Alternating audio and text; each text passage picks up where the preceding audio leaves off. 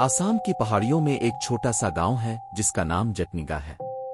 बज़ाहिर जटनिगा एक खामोश और परसुकून जगह है, एक भूला हुआ जन्नत का टुकड़ा। इसके सरसब्ज जंगलात, धुंधली सुबहें और दिलकश कुदरती मनाजिर एक खौफनाक राज छुपाए हुए हैं जिसके बारे में कम लोग जानते हैं।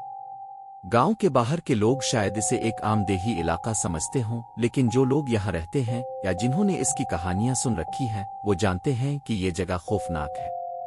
ये एक ऐसा गांव है जहां हर साल एक अजीब व गरीब वाकया होता है।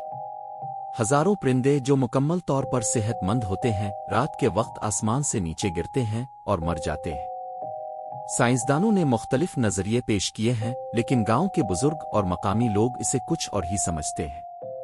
उनके मुताबिक यह कुदरती नहीं बल्कि एक पुराना आसेब है जो सदियों से यहाँ छुपा हुआ है।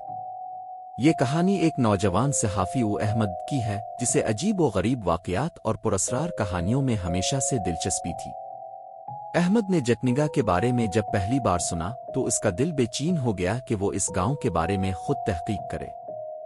परिंदों के मरने का ये अजीब व गरीब वाक़या इसके लिए एक चैलेंज बन गया था। इसने फैसला किया कि वो जटनिगा जाएगा और इस राज को खुद खोजेगा। जब अहमद जटनिगा पहुंचा तो गांव के माहौल में एक अजीब सी खामोशी थी। दिन के वक्त ये गांव पुरसुकून और खूबसूरत लगता था, लेकिन रात का अंधेरा छाते ही एक खौफनाक खामोशी पूरे गांव को घेर लेती थी। गांव के लोग अहमद को अजीब नजरों से देख रहे थे, जैसे वो एक खतरनाक मकाम पर कदम रख रहा हो जिसके बारे में बाहर के लोग ज्यादा नहीं जानते।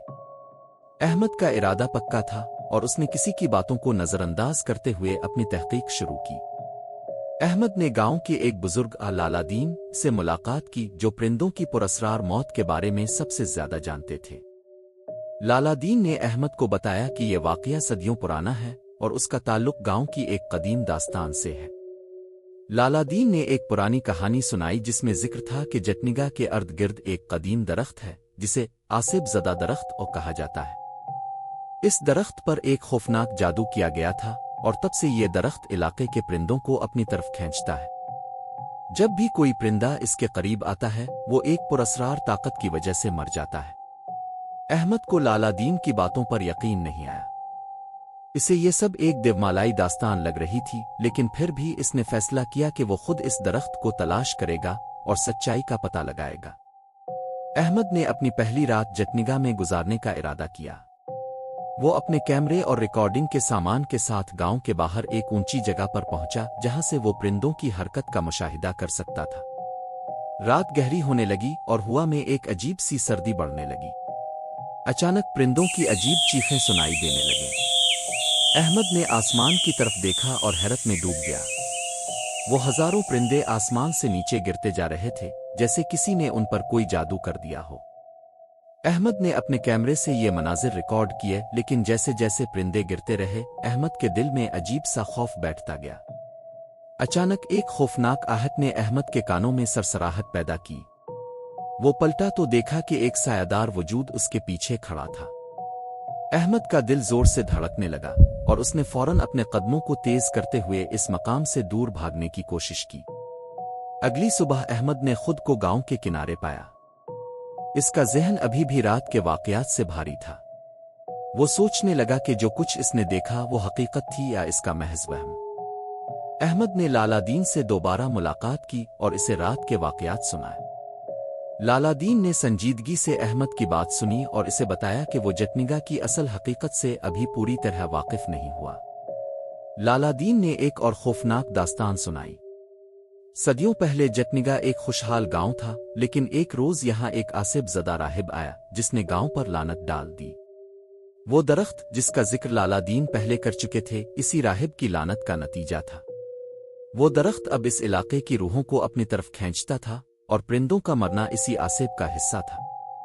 अहमद को इस कहानी पर अब यकीन होने लगा था, लेकिन इसके दिल में एक आखिरी सवाल था, क्या ये लानत कभी खत्म हो सकती है? लालादीन ने बताया कि बहुत से लोगों ने इस दरख्त को काटने की कोशिश की, लेकिन जो भी करीब गया वो कभी वापस नहीं आया। अहमद ने फैसला किया कि वो इस दरख्त के पास जाएगा और खुद इस राज का सामना करेगा। रात के वक्त वो अपने कैमरे और हथियार के साथ इस दरख्त की तरफ रवाना हुआ। درخت کے قریب پہنچتے ہی احمد کو عجیب سی سرسراہٹ سنائی دینے لگی اور ہوا میں ایک خوفناک خاموشی چھا گئی۔ جیسے ہی وہ درخت کے قریب پہنچا اچانک اس کے سامنے ایک پراسرار وجود ظاہر ہوا۔ وہ وجود کوئی اور نہیں بلکہ وہی راہب تھا جس نے صدیوں پہلے جٹنگا پر لعنت ڈالی تھی۔ راہب کی آنکھوں میں ایک عجیب سی چمک تھی اور وہ آہستہ آہستہ احمد کی طرف بڑھنے لگا۔ احمد کا دل زور زور سے دھڑک رہا تھا۔ اس نے اپنے قدم پیچھے ہٹانے کی کوشش کی لیکن راہب کی آنکھوں نے جیسے اسے جکڑ لیا ہو۔ اچانک ایک تیز روشنی چمکی اور احمد نے اپنی آنکھیں بند کر لیں۔ جب اس نے دوبارہ آنکھیں کھولیں وہ وہاں اکیلا تھا۔ راہب غائب ہو چکا تھا لیکن درخت کے نیچے ایک خوفناک نشان موجود تھا جو اس لعنت کی گواہی دے رہا تھا۔ احمد کو یہ احساس ہو چکا تھا کہ جٹنگا کا عاصب کبھی ختم نہیں ہو سکتا اور جو کوئی بھی اس جگہ کے قریب جائے گا وہ اس لعنت کا شکار ہوگا۔ احمد نے جٹنگا چھوڑ دیا لیکن وہ یہ راز کبھی کسی کو نہیں بتا سکا۔ پرندے آج بھی ہر سال اسی رات آسمان سے گرتے ہیں اور گاؤں کے لوگ آج بھی اس درخت کے قریب جانے سے ڈرتے ہیں۔